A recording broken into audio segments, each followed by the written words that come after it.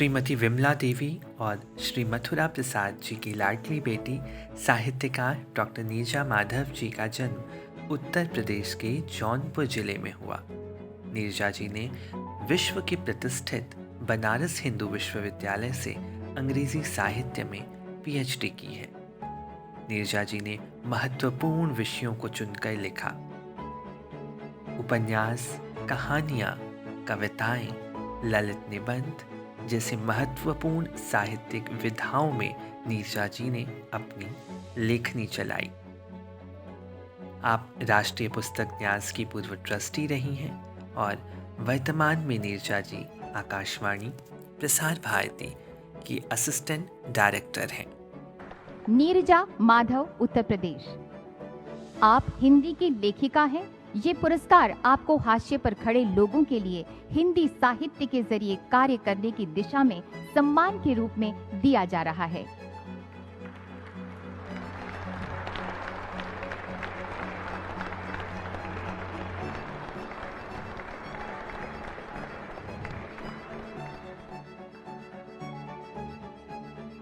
अनेक सम्मानों से नवाजी गई डॉक्टर नीरजा माधव जी के साथ आइए सुनते हैं ये बातचीत।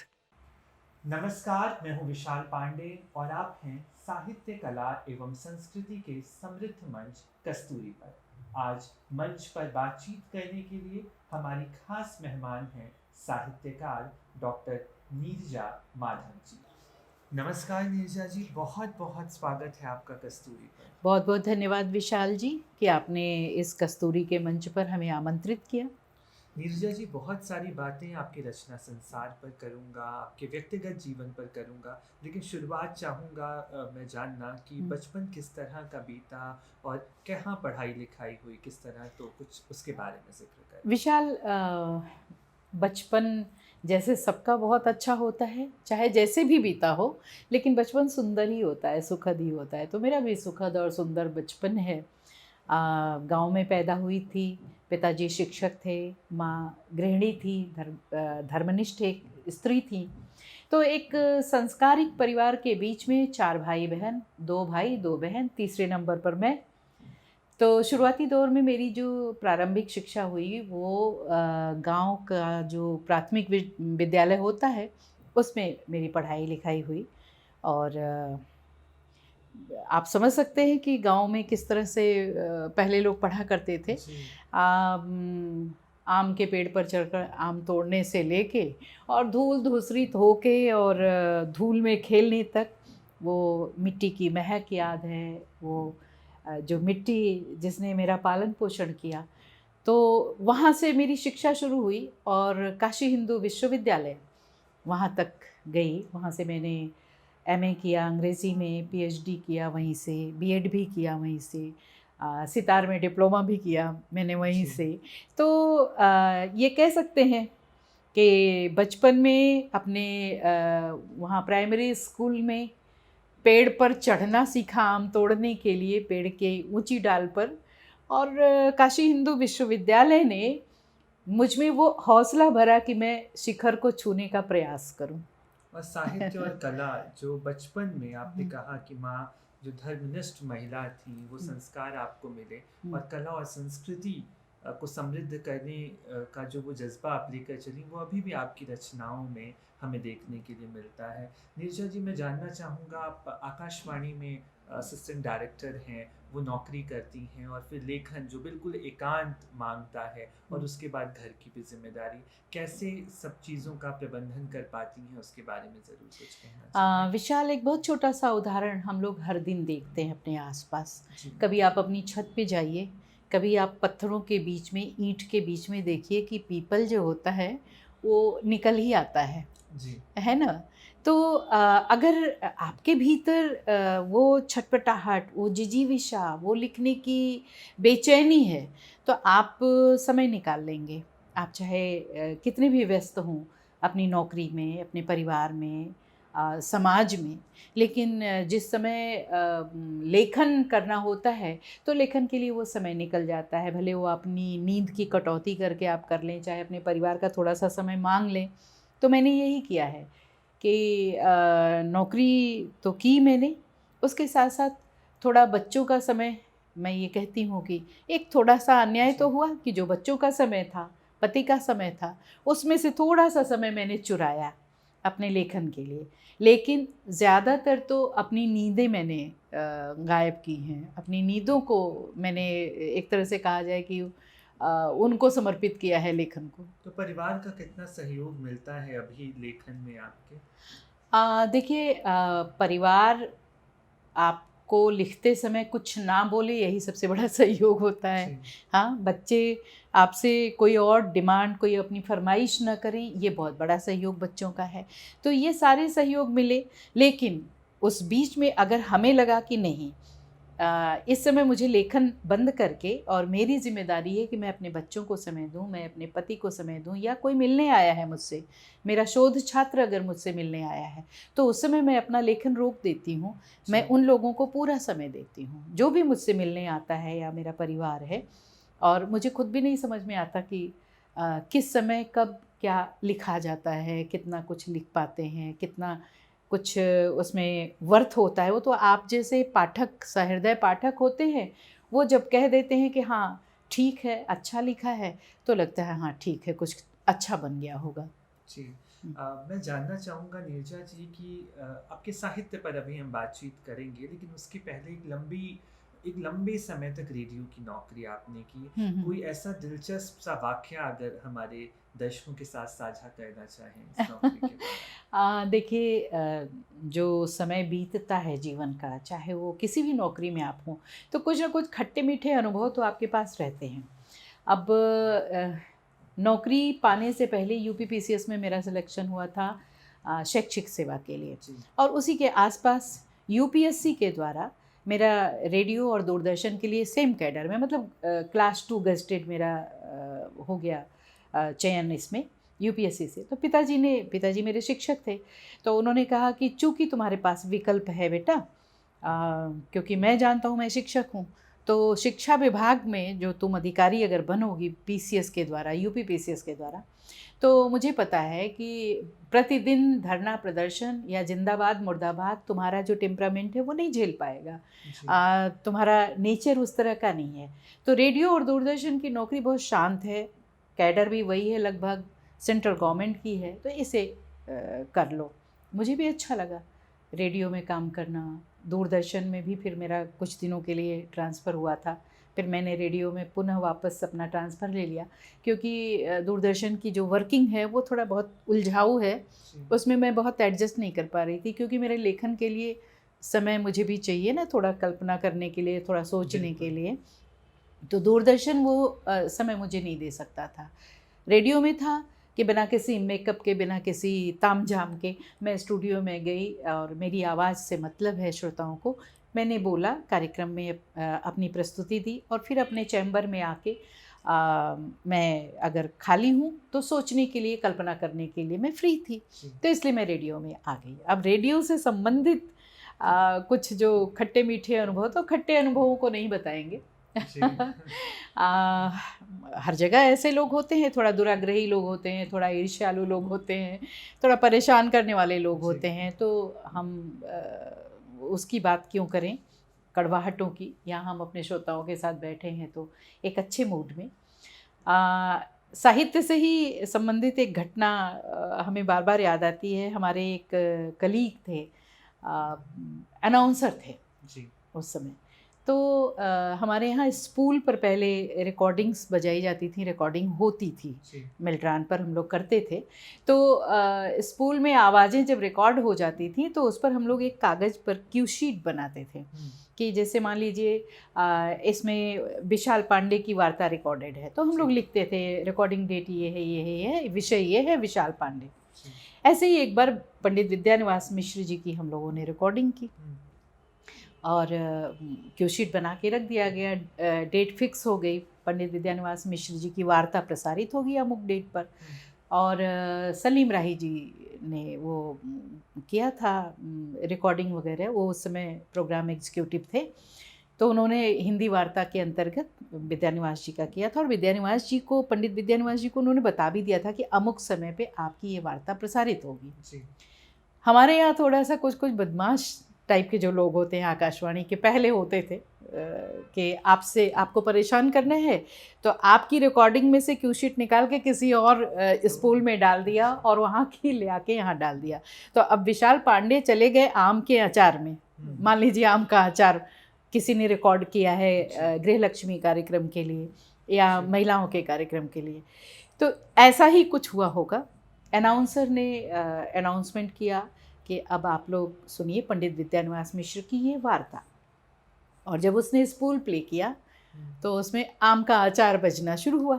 जब तक सलीम जी दौड़ के जाएं स्टूडियो में और उसको रोकें, फिलर बजवाएं, फिर से उसको क्यू करें रिकॉर्डिंग को, तब तक 4 मिनट तो बीत ही गया उसमें से। अब 6 मिनट की वार्ता किसी तरह से वो वार्ता बजाई गई।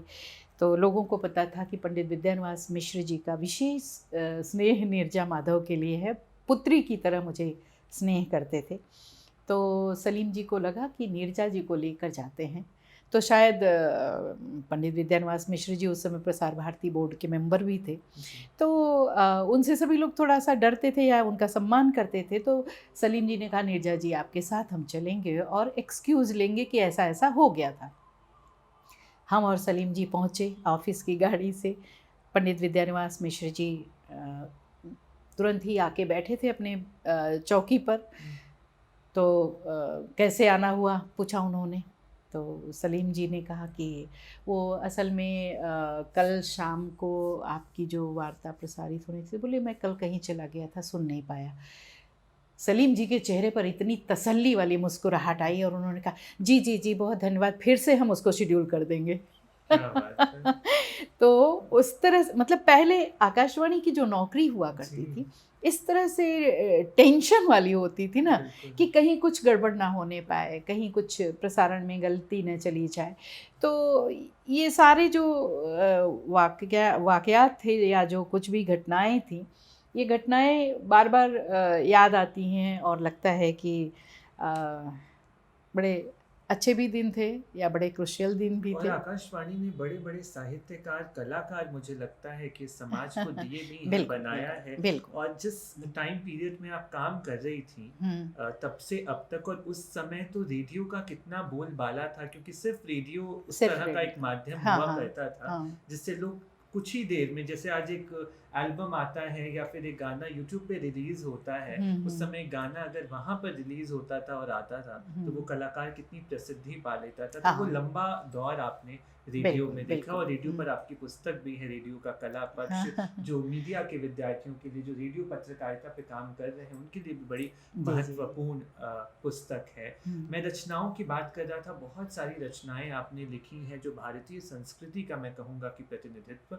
करती हैं। वो तिब्बत पर आपका काम है, अनुपमेय शंकर जो शंकराचार्य पे बहुत सारा काम आपने किया है। इतनी प्रसिद्ध पुस्तक है कि अभी देश ही नहीं विदेश के भी विश्वविद्यालयों में पढ़ाई जा रही है। चीन के ग्वांगतोंग में भी लगा है, पढ़ाई जा रही है। वो जिस तरह से भारत की जो संस्कृति है, और शंकराचार्य का तो हम सब जानते हैं सनातन धर्म में कितना बड़ा योगदान है, और वो इस तरह से आपके माध्यम से विदेशों में पहुंच रहा है, ये भारत के लिए भी बहुत गर्व की बात है। ललित निबंधों में जहाँ हमें एक भी दूर दूर तक एक भी महिलाएं नहीं दिखती हैं, ललित निबंध लिखना भी बहुत मुश्किल काम है। नीरजा माधव जी को हम लोग उसमें देखते हैं। बहुत सारी रचनाएं, और लेखक के लिए तो हर रचनाएं बहुत प्रिय होती हैं, लेकिन फिर भी अगर मैं पूछना चाहूँ कि कौन सी रचना आपके बेहद करीब है, तो किस रचना का नाम लेंगे, उसके बारे में थोड़ा जिक्र भी ज़रूर करें। सही कहा विशाल आपने कि लेखक के लिए उसकी सारी जो रचनाएं होती हैं पुत्रवत होती हैं, और एक जो स्नेह होता है सारी रचनाओं के प्रति वैसा ही होता है। फिर भी कुछ विशेष कारणों से कोई रचना विशेष हो उठती है लेखक की ही निगाह में। जैसे जब मैं गेशे जंपा लिख रही थी तो मेरे अंदर एक छटपटाहट थी जो तिब्बती शरणार्थी हैं उनको लेकर। हमारे देश में, भारत में या पूरे विश्व में बहुत सारे देशों में तिब्बती शरणार्थी हैं। हम सब जानते हैं कि तिब्बत पर चीन द्वारा बलात् कब्जा कर लिए जाने के बाद परम पावन दलाई लामा जी लाखों अपने अनुयायियों के साथ भारत आए और यहाँ पर उन्होंने शरण ली।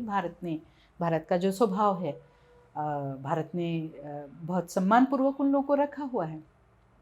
लेकिन जब जब कोई आँच तिब्बती आंदोलन की भड़कती है तो उसकी जो धमक है, उसकी जो दहक है, वो धमक आँच की भारत और चीन के संबंधों में भी दिखाई पड़ती है।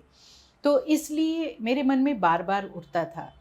एक छोटी सी घटना से मैं अपनी बात बताऊंगी कि मेरे छोटे छोटे दोनों बच्चे कुहू और केतन, वो एक धर्मपाल मॉन्टेसरी स्कूल है वहाँ पर सारनाथ में, उसमें पढ़ते थे। उसी विद्यालय में एक तिब्बती शरणार्थी महिला टीचर थी। तो 15 अगस्त पर प्रायः होता था कि मेरे बच्चे मान लीजिए कि वो डांस में भाग ले रहे हैं छोटे छोटे, तो उन लोगों की एक इच्छा होती थी कि मम्मा हम लोगों का डांस देखने के लिए सामने बैठी हो। तो उन लोगों का ये मन रखने के लिए मुझे कभी कभी जाना पड़ता था। तो एक बार 15 अगस्त को मैं गई थी, तो मैंने देखा उस तिब्बती महिला को कि रेड बॉर्डर वाली साड़ी पहन के और वो हमारा राष्ट्रगान गा रही थी।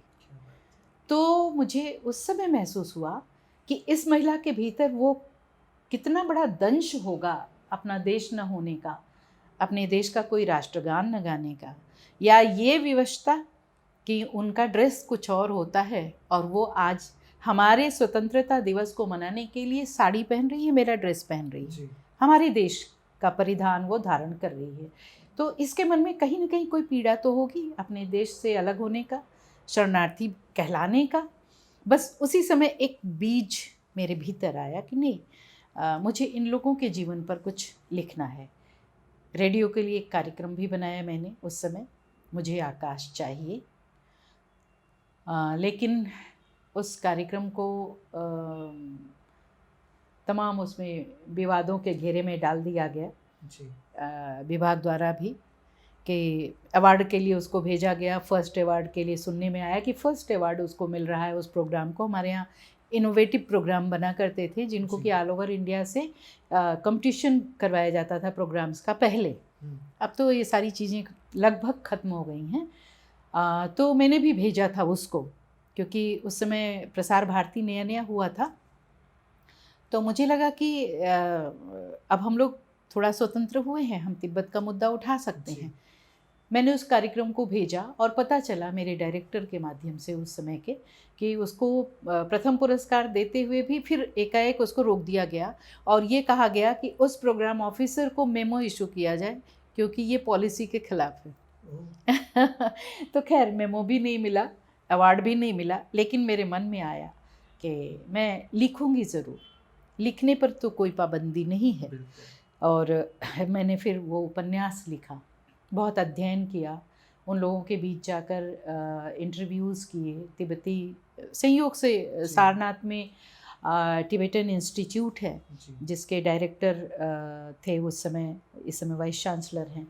तो उनसे, उनके सहयोग से मैंने उन लोगों के जो फेस्टिवल्स होते थे, लोसर होता है या अन्य जो उनके त्यौहार होते हैं, तो उस त्यौहार में मैं शामिल होती थी। मैं उन लोगों के क्रियाकलाप, उनके सांस्कृतिक परिवेश को देखती थी कि किस तरह से अपनी भाषा को, अपनी संस्कृति को, अपने धर्म को वो सुरक्षित रखना चाह रहे हैं शरणार्थी के रूप में रहते हुए भी। और इनकी एग्जाइल गवर्नमेंट भी है हिमाचल में। तो वो सारा कुछ अध्ययन करने के बाद, उन लोगों से इंटरव्यूज़ लेने के बाद, उनके भीतर की पीड़ा महसूस करने के बाद मैंने एक उपन्यास लिखा, गेशे जम्पा।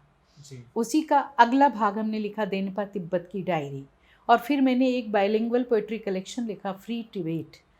तो एक लगातार मेरे मन में आता गया कि मैं इन लोगों के मुद्दे को विश्व पटल पर रखूंगी हिंदी भाषा के माध्यम से, क्योंकि हिंदी बोलने वालों की संख्या पूरे विश्व में बहुत अधिक है। तो हिंदी में एक तरह से कहा जाए कि दावा तो नहीं कर सकती, लेकिन पहला उपन्यास है। बात पहले उपन्यास की हुई है और मुझे याद आ रहा है यमदीप, जो थर्ड जेंडर पे लिखा गया पहला उपन्यास है। और लगातार बाद में ये कहा जाने लगा कि बहुत सारे उपन्यास थर्ड जेंडर पे आए और कहा जाने लगा कि उस लेखक का पहला उपन्यास है, या किसी और लेखक ने लिखा तो उसने कहा मेरा पहला उपन्यास है। अच्छा, मैं ये बात इसलिए भी इस बात अच्छा, मैं इसलिए भी इस बात का ज़िक्र कर रहा हूँ क्योंकि जब आप लिखती हैं अनुपमेय शंकर, शंकराचार्य पर, बहुत पहले आपने वो उपन्यास लिखा, बाद में फिर शंकराचार्य पे बहुत लोगों ने उपन्यास लिखे, लेकिन जिसने भी लिखा वो कहने लगे कि मेरा पहला उपन्यास है। तो ये बार-बार नीरजा माधव जी पर, नीरजा माधव जी के रचनाओं पर ये हमेशा ऐसा होता रहा है कि उनकी रचनाएँ आती हैं, हो सकता है कि उस समय वो विचार या वो परिस्थिति उतनी हाईलाइट ना हो, लेकिन आपकी रचना आने के बाद वो एकदम हाईलाइट हो जाता है वो मुद्दा, और फिर उस पर और रचनाएं आती हैं और लोग कहते हैं कि ये रचना इस विषय पर पहली रचना है। क्या सोचती हैं उसके बारे में नीरजा जी? सोचना मुझे नहीं है विशाल, सोचना तो हमारे पाठकों को है, हमारे छात्रों को है। जो छात्र हमारे उपन्यासों पर या हमारे साहित्य पर रिसर्च कर रहे हैं और अच्छी तरह से वो सोच भी रहे हैं, वो जानने लगे हैं कि इसके पीछे का सत्य क्या है। तो मुझे अपनी ओर से कुछ नहीं करना है, मैं तो अनछुए विषयों को उठाती हूँ, लिखती हूँ, एक भीतर से प्रेरणा आती है, मैं उन पर लिखती हूँ। उसके बाद 10-12 वर्षों बाद, चाहे 4-6 वर्षों बाद दूसरे लोग भी जब लिखते हैं और कहते हैं कि मैंने पहले लिखा, तो जो हमारा आज का युवा वर्ग है वो बहुत शार्प माइंडेड है जी। वो हर चीज़ को बहुत अच्छे से तौल रहा है, जान रहा है, समझ रहा है। हमारे जो रिसर्च स्कॉलर्स हैं वो भी जानते हैं कि कौन क्या कह रहा है, कितना सच कह रहा है। तो उस सच को अगर हमारी नई पीढ़ी समझ रही है तो फिर नीरजा माधव को कुछ बोलने की आवश्यकता ही नहीं है। जैसे विशाल समझ रहे हैं वैसे ही हमारा पूरा युवा वर्ग, हमारी नई पीढ़ी समझ रही है कि किसने क्या लिखा, कब लिखा। क्योंकि जैसे आदि शंकराचार्य पर जो मेरा उपन्यास अनुपमेय शंकर आया, वो 2009 में प्रकाशित हुआ और उसको शंकराचार्य अवार्ड भी मिला था। फिर उसके बाद चूँकि उस समय व्यक्तिगत रूप से मैंने प्रकाशित करवाया था, तो जब उसकी डिमांड बहुत बढ़ने लगी तो मैंने प्रभात प्रकाशन से बात किया, तो प्रभात जी ने कहा कि नहीं, मैं इसे अपने यहाँ से प्रकाशित करूँगा। फिर 2016 या 12 में उन्होंने अपने यहाँ से भी उसको प्रकाशित किया। यानी वो 2009-2012 के बीच हमारा उपन्यास आ चुका था। अब इसके बाद कोई लिख के और कहता है कि मैंने पहले लिखा, तो कोई बात नहीं, कहने दीजिए। आदि शंकराचार्य तो 2500 वर्ष पहले हुए थे, तो 2500 वर्ष पहले जिसका अस्तित्व था उसके अस्तित्व को लेकर आज हम लड़ाई क्यों करें? बिल्कुल। हमने तो कुछ अलग से किया नहीं, उनके जीवन को बस अपने शब्दों में बांध दिया। दूसरा लेखक अपने शब्दों में बांध रहा है, तो उसमें पहले हम की लड़ाई होनी भी नहीं चाहिए। थर्ड जेंडर पर 2002 में मेरा उपन्यास सामयिक प्रकाशन से आया, वहीं से बहुत सारे लोगों के उपन्यास 11-12 वर्षों बाद आए। उसमें भी बहुत सारे लोगों ने कहा कि हाँ पहले हम तो पहले हम का मतलब नहीं होता है, लेकिन ये जो विमर्श है, कोई भी विमर्श बहुत लंबा नहीं होता है। विमर्श का एक उद्देश्य होता है, जिस वर्ग के लिए विमर्श खड़ा किया जाता है वो जब अपने अधिकारों को, अपने स्वाभिमान को, अपनी स्वतंत्रता को प्राप्त कर लेता है, उसके बाद वो विमर्श खत्म हो जाता है। ऐसे ही थर्ड जेंडर का विमर्श यदि मेरे उपन्यास यमदीप से शुरू हुआ और बाद में 10-12 वर्षों बाद बहुत सारे लेखक उसमें आकर जुड़े और फिर पूरे देश में उस पर सेमिनार्स होने लगे, गोष्ठियाँ होने लगी। सच बात तो ये है विशाल कि यमदीप उपन्यास के बाद अधिकांश लेखकों ने उनको किन्नर शब्द से अभिहित किया है, उनको पुकारा है। किन्नर शब्द उनके लिए है ही नहीं। किन्नर तो हिमाचल प्रदेश की एक बहुत ही समृद्ध, सांस्कृतिक रूप से समृद्ध जाति है। वहाँ के लोगों ने विरोध भी किया था जब किन्नर शब्द प्रयोग करना शुरू किया बहुत सारे लेखकों ने, तो उन लोगों ने विरोध किया था कि भाई किन्नर आप कैसे कह सकते हैं? किन्नर का शाब्दिक अर्थ क्या होता है? एक सांस्कृतिक रूप से एक बहुत समृद्ध और देव योनि की एक जाति मानी गई है जो हिमालय पर रहती है और उनकी अपनी सांस्कृतिक जो सोच है वो बहुत समृद्ध है। तो उन लोगों ने कहा कि आप किन्नर को थर्ड जेंडर से कैसे तुलना कर सकते हैं? हाँ, एक देव योनि की जाति। लेकिन कई बार बड़ा दुख होता है, एक विशेषांक निकला थर्ड जेंडर पर, उसमें एक असिस्टेंट प्रोफेसर ने राहुल सांकृत्यायन की उस कृति को किन्नर देश में जो यात्रा वृत्तांत है उसको उन्होंने कहा कि उन्होंने भी लिखा है। तब मुझे बहुत क्षोभ हुआ कि हमारे जो प्रोफेसर्स हैं या हमारे जो विद्वान हैं, तथाकथित विद्वान, उन लोगों को चीज़ों को तथ्य में जाकर, गहराई में जाकर जानने की कोशिश करनी चाहिए। जैसे जब मैंने थर्ड जेंडर पर यमदीप उपन्यास लिखा, उसके पहले कम से कम 6-7 वर्षों तक मैं उनकी बस्तियों में जाकर उनसे घुलने मिलने का, उनसे उनके मर्म को जानने का मैंने बहुत प्रयास किया और बहुत रिसर्च करने के बाद, उनके सांकेतिक शब्दों को लेने के बाद मैंने वो उपन्यास लिखा। वो बहुत सारे सांकेतिक शब्द प्रयोग करते होंगे, आपने देखा होगा। जब कभी बच्चे पैदा होते हैं या कोई शुभ कार्य होता है तो थर्ड जेंडर के लोग आते हैं, हिजड़ा समुदाय, वो आता है नाचने गाने के लिए, ठनगन करता है, तालियां बजाता है, तमाम तरह की हरकतें करता है नेग लेने के लिए। और जब आप उनसे कुछ कहिए तो वो कुछ सांकेतिक शब्दों में आपस में कुछ बात करेंगे और फिर आप समझ नहीं पाएंगे और वहाँ पर उनका कार्य हो जाएगा। तो उन सांकेतिक शब्दों को भी मैंने प्रयास किया कि मैं उन लोगों से निकलवा के ले सकूं। अब जैसे उनके यहाँ टेपकी है या टेपका है, छोटे बच्चे के लिए टेपकी बोलते हैं, लड़की के लिए, और लड़के के लिए टेपका बोलते हैं। ऐसे ही बड़मा बोलते हैं 10 रुपये की नोट को। हाँ, ऐसे ही बोलते हैं कनबासी, जो फ़ोन है, टेलीफोन, उसको कनबासी बोलेंगे। डामरी बोलेंगे ढोलक को। स्त्रियों के लिए, पुरुषों के लिए निहारन, औरत के लिए बोलते हैं निहारन। तो ऐसे उनके बहुत सारे सांकेतिक शब्द हैं उनके यहाँ। जैसे अब तो बहुत उनके सामने बड़ी दयनीय स्थिति आ गई थी, धीरे धीरे स्थिति में सुधार हो रहा है। हमारे यहाँ माननीय सुप्रीम कोर्ट ने भी उनको अधिकार दिए 2014 में, जब मेरा उपन्यास आ गया था 2002 में। उसके बाद बिना किसी जुलूस के, बिना किसी धरना प्रदर्शन के उनको तमाम अधिकार वो दिए गए, मौलिक अधिकार। तो ये एक साहित्य की मौन विजय कह सकते हो। 2014 के बाद बहुत सारे उपन्यास आए, महिमा मंडित भी हुए जी। लेकिन जब मेरे रिसर्च स्कॉलर्स जो थर्ड जेंडर पर रिसर्च कर रहे होते हैं, वो लोग बताते हैं कि कहीं कुछ नया नहीं रहा यमदीप से, तो मुझे तसल्ली होती है कि मैंने एक, जिसको कहते हैं शोध परक, एक कार्य कर दिया है। अब उसके ऊपर पूरी बिल्डिंग बनती रहे। तो पहले हम का कोई मतलब होता नहीं है। आप कितने संवेदनशील हैं, कितना गहराई से उस विषय को पकड़ते हैं, कितना आपने उसमें रिसर्च किया है, आप उसको देख के, उन कृतियों को पढ़ के अंदाज़ा तो लगा ही सकते हैं। बिल्कुल बिल्कुल। रचनाओं की बात हो रही है नीरजा जी, और मुझे याद आ रहा है ललित निबंध, जहाँ पर हम महिलाओं को दूर दूर तक नहीं देखते हैं, और ये साहित्य की एक महत्वपूर्ण विधा भी है और बिल्कुल आसान नहीं है। उसमें आपका नाम आता है। ललित निबंध लिखना कितना मुश्किल काम है, और आपको क्या लगता है क्या भविष्य है इसका? किस तरह युवाओं में या नए छात्रों में, साहित्य के छात्रों में ललित निबंध को सहजता से पहुंचाया जा सकता है?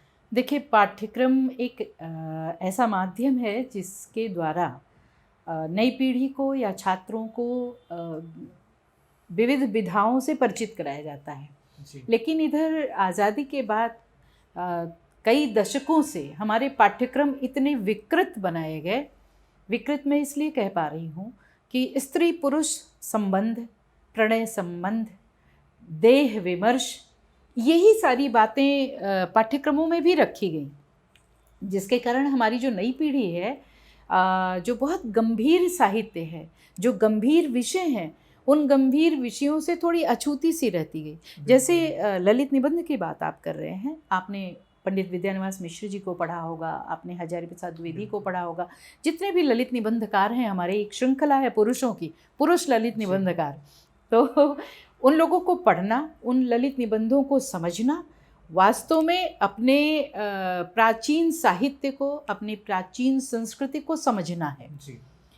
तो ऐसे में जब तक आपके पास पूरा अपनी प्राचीन साहित्य का और अपने वर्तमान का और भविष्य में क्या होना चाहिए, इसका, तीनों का जब तक आपके अंदर संतुलन नहीं होगा, ज्ञान का संतुलन नहीं होगा, आपने अध्ययन नहीं किया होगा, तो केवल कहानियाँ गढ़ना तो बहुत आसान होता है। आपके पास भी 4, 6, 10 कहानियाँ तो पड़ी ही रहती हैं। हर व्यक्ति के पास 10 कहानियाँ होती हैं और एक संग्रह वो कभी भी निकाल सकता है, क्योंकि आपकी कोई प्रेम कहानी हो सकती है, आपके स्टूडेंट लाइफ में कोई घटना हो सकती है जिसको आप कहानी का रूप दे लें। चाहे आपके शब्द टूटे फूटे हों, चाहे आपकी टेक्निक बड़ी मजी हुई हो, चाहे आपका शिल्प बहुत अच्छा हो, चाहे वो बहुत कच्चा हो, आप परोस तो सकते ही हैं और छपवा कर उसको प्रचारित भी कर सकते हैं। बाज़ार का ज़माना है तो उसमें आप ले जाके बाज़ार में उसका मार्केटिंग भी कर सकते हैं। लेकिन हमें सोचना ये है कि हम नई पीढ़ी को देना क्या चाह रहे हैं, हम अपने समाज का निर्माण कैसा करना चाह रहे हैं। एक आदिम अवस्था से निकलकर हम सभ्य समाज की ओर बढ़ रहे हैं, लेकिन इस तथाकथित सभ्य समाज में भी जिस तरह से स्त्रियों के साथ अत्याचार हो रहा है, तमाम तरह की घटनाएं हम सुन रहे हैं, तो लग रहा है कि क्या हम अपने आप को सभ्य कहलाने के अधिकारी हैं? जो सभ्यता का सर्टिफिकेट हमने ओढ़ रखा है, उस सर्टिफिकेट को फिर से उसका आकलन करने की आवश्यकता पड़ रही है। और कहीं ना कहीं वो हमारे संस्कारों में कोई कमी आ रही है। संस्कारों में कमी इसलिए आ रही है कि हमारी जो शिक्षा दीक्षा है, वहाँ से पाप पुण्य और धर्म की परिभाषा खत्म कर दी गई है। उसकी जगह पे अनैतिक जो संबंध है, व्यभिचार हैं, इस तरह की जो कहानियाँ बच्चे पढ़ेंगे, कोमल मन है उनका, मस्तिष्क बिल्कुल कच्चा है, उसमें यदि आप प्रणय संबंधों की या विकृत संबंधों की कहानियाँ डालते जाएंगे तो वो बच्चा जो है आगे चलकर उसका व्यक्तित्व उसी तरह का निर्मित होगा। तो इसलिए ललित निबंधों की ओर लोगों का ध्यान नहीं जा रहा है। आप ही ने कहा कि पढ़ाना बहुत मुश्किल है। पढ़ाने के लिए ज़रूरी है कि आप उस भावभूमि में जाएं। भावभूमि में जाने के लिए ललित निबंधों की एक विशेषता होती है कि आप उसको प्राचीन से वर्तमान, वर्तमान से भविष्य तक ले जाते हैं। तो प्राचीन का जब आपके पास ज्ञान ही नहीं होगा तो फिर आप उसको जोड़ेंगे कैसे? और वो उसका है ही एक फार्मूला है। मैं तो अंग्रेजी की छात्र रही हूँ, तो from personal to impersonal generalise करते हैं, यूनिवर्सल बनाते हैं उसको। किसी चीज़ को, कोई विषय एक उठाते हैं, वो हमारे व्यक्तिगत जीवन से शुरू होता है और फिर यूनिवर्सल होता है, पूरा जनरलाइज हम उसको करते हैं जो पूरे विश्व का हो जाता है। तो जब आप अपने व्यक्तित्व को, अपने स्व को वैश्विक बनाएंगे तो स्पष्ट सी बात है कि उसके लिए आपका बहुत विराट सोच होना चाहिए। तो ललित निबंधों के साथ यही है। अगर पाठ्यक्रमों के माध्यम से छात्रों को पढ़ाया जाए तो हमें लगता है कि हमारी तमाम जो पीढ़ियां हैं, तमाम विकृतियों से दूर भी होंगी।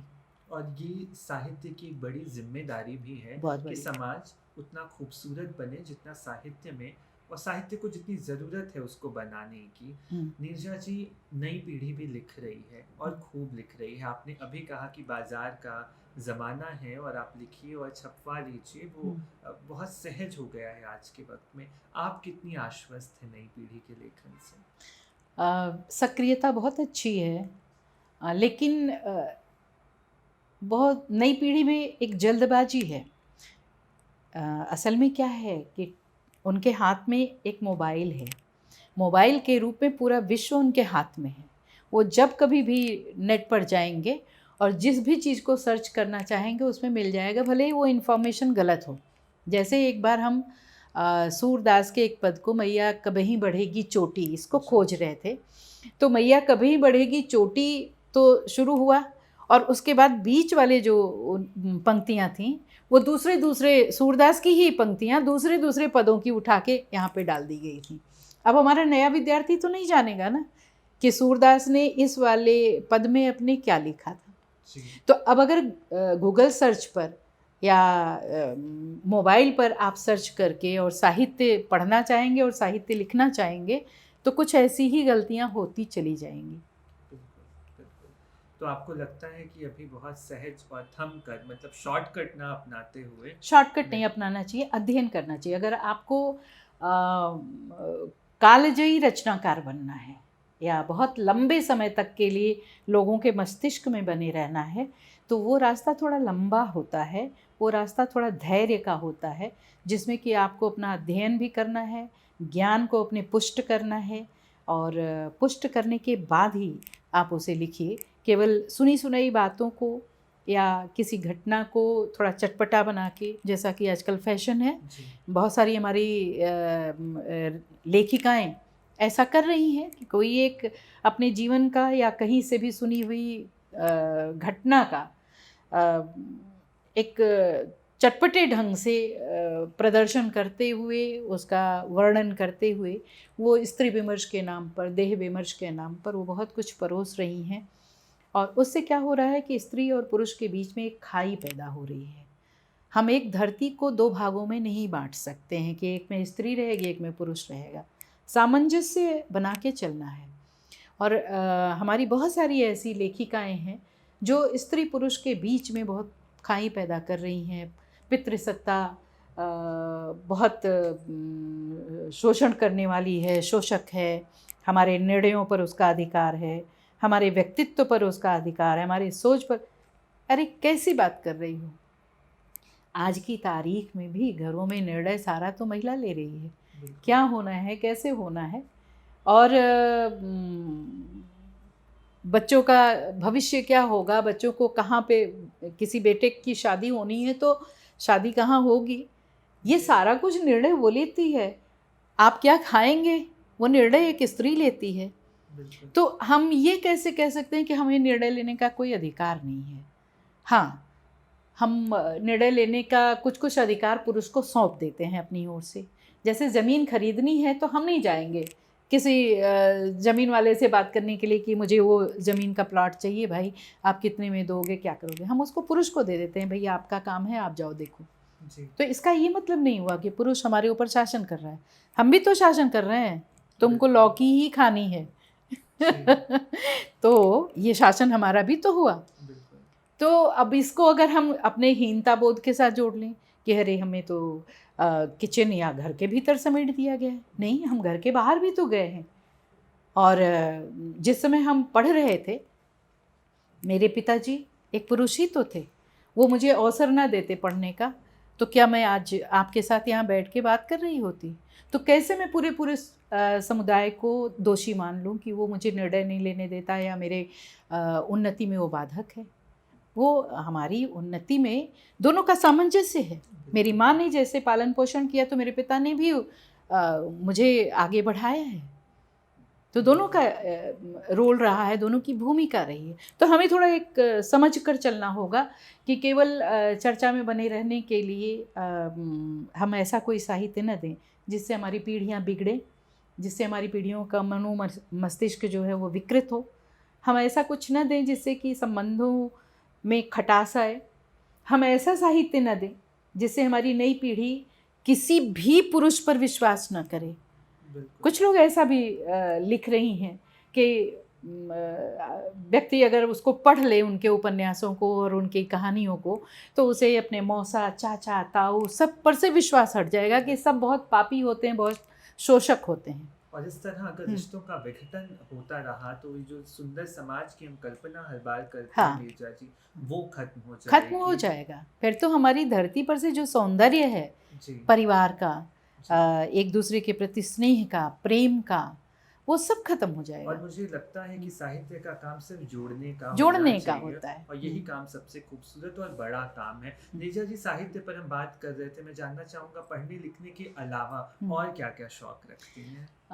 देखिए विशाल, हमको बचपन से गाने का बहुत शौक था। संगीत आज भी मेरी कमज़ोरी है। जिस समय हम अपने अध्ययन कक्ष में लिख रहे होते हैं तो उस समय कोई इंस्ट्रूमेंटल म्यूज़िक मेरे बैकग्राउंड में चल रहा होता है, तो उस समय हमारा कंसंट्रेशन बहुत अच्छा बनता है। और जब हम खाली समय में होते हैं तो हम सेमी क्लासिकल या कभी कभी मूड होता है तो फिल्मी गाने भी हम सुनते हैं, हमें बहुत अच्छा लगता है। संगीत चाहे जैसा भी हो, संगीत मुझे बहुत प्रिय है। और शायद साहित्य के क्षेत्र में अगर मैं ना आती तो मैं कह सकती हूँ कि मैं एक गायिका होती अच्छी। क्या बात है। फिर हम संगीतज्ञ नीरजा माधव जी से उस वक्त बात करते रहते हैं, हम साहित्यकार। लेकिन मुझे लगता है कि जहाँ पर साहित्य है वहाँ पर वो संगीत के बिना तो पूरा नहीं हो सकता। वागीश्वरी के एक हाथ में वीणा है और एक हाथ में पुस्तक है, ठीक उसी तरह से। बहुत अच्छा लगा नीरजा जी आपसे बातचीत करके। आज के हमारी खास मेहमान हैं साहित्यकार डॉक्टर नीरजा माधव जी, जिन्होंने बताया कि ज़िंदगी में आगे बढ़ने का कोई शॉर्टकट नहीं होता, और साहित्य का काम इतना है कि वो समाज को खूबसूरत बना सके, आने वाली नई पीढ़ियों को सजा सके, संवार सके। बहुत बहुत धन्यवाद नीचा धन्यवाद।